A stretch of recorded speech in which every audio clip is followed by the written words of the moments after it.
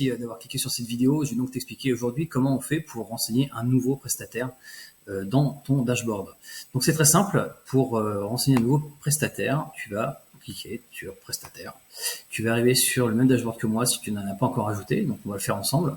Faire ajouter un nouveau prestataire et donc on tape prémâcher le travail. Donc c'est-à-dire qu'en fait tu as juste besoin d'aller chercher le sirène de ton prestataire, du prestataire que tu veux ajouter, pour pouvoir auto-compléter la plupart des informations. Donc tu peux cliquer sur je ne connais pas le sirène si tu ne le connais pas, mais là pour le coup il va falloir que tu saisisses tout à la main.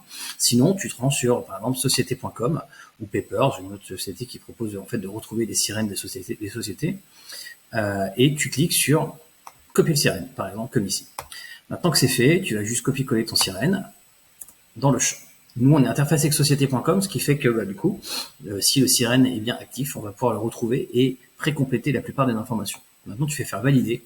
Et en fait, les seules choses que tu auras complétées ici, ce sont les informations personnelles du contact en question. Donc là, j'ajoute une société qui m'appartient, juste pour l'exercice. On va dire que je fais du montage vidéo, par exemple, et on renseigne un email. L'email du prestataire, parce que c'est cet email-là qui sera important pour pouvoir lui envoyer justement son contrat d'apporteur d'affaires.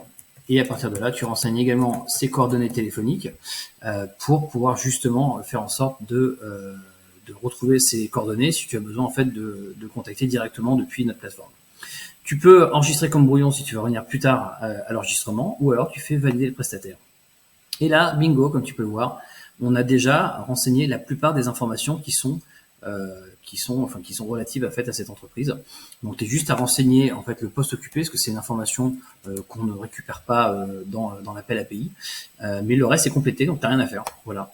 Et c'est terminé. Tu vas bien créer une fiche et tu peux retrouver cette fiche directement. Donc, tu arrives sur la fiche de l'apporteur de ton prestataire, ici avec les informations. Donc pour l'instant tout est à zéro effectivement, puisque tu n'as pas encore envoyé d'affaires normalement à cette personne, puisqu'elle n'était pas dans ta fiche.